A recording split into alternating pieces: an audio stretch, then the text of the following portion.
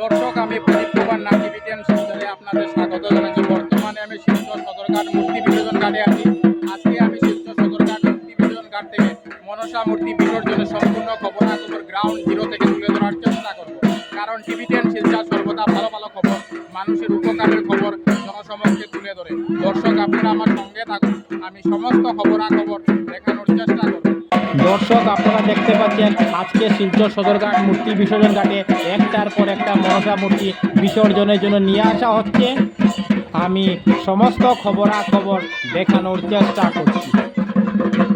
দেখুন কি পর্যন্ত মানুষের ভিড় দেখা যাচ্ছে আজকে শিলচর সদরঘাট মূর্তি বিসর্জন ঘাটে। দর্শক, আপনারা দেখতে পাচ্ছেন শিলচর হাইলাকান্দি রোড সুব্রত আচার্যের বাড়ির মনসা মূর্তি সদরঘাট মূর্তি বিসর্জন ঘাটে বিসর্জনের জন্য নিয়ে আসা হয়েছে। আমি সেই খবর দেখানোর চেষ্টা করছি। সুব্রত আচার্যের পরিবার এবং ওনাদের আত্মীয় স্বজনরা মূর্তি বিসর্জনের পূর্বে বিশ্বরী মাইকে ধ্বনি দিচ্ছেন। আমি সেই খবরও তুলে ধরার চেষ্টা করছি। হাইলাকান্দি রোড সুব্রত আচার্যের বাড়ির মনসা মূর্তি বিসর্জন করা হচ্ছে। আমি সমস্ত খবরাখবর গ্রাউন্ড জিরো থেকে তুলে ধরার চেষ্টা করছি। বিসর্জন হয়ে গেছে। কনকপুর রাহুল রায়ের বাড়ির মনসা মূর্তি বিসর্জনের জন্য নিয়ে আসা হয়েছে। কনকপুর রাহুল রায়ের বাড়ির মনসা মূর্তি সদরঘাট মূর্তি বিসর্জন ঘাটে বিসর্জন করা হচ্ছে। বিসর্জন হয়ে গেছে। আমি সেই খবরও দেখিয়েছি।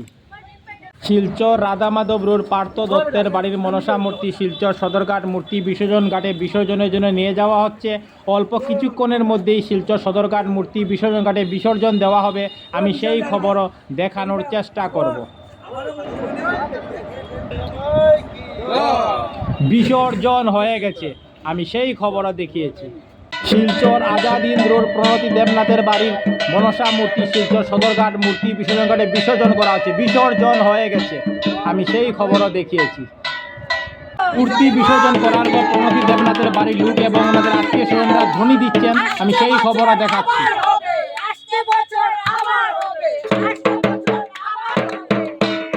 টিভিটিএন শিলচরের পক্ষ থেকে প্রদীপ কুমার নাথ। আজকে 4 আগস্ট মঙ্গলবার আমি শিলচর সদরঘাট মূর্তি বিসর্জন ঘাট থেকে মনসা মূর্তি বিসর্জনের খবরাখবর গ্রাউন্ড জিরো থেকে তুলে ধরার চেষ্টা করেছি। ধন্যবাদের সহিত টিভিটিএন শিলচর প্রদীপ কুমার নাথ। ধন্যবাদ।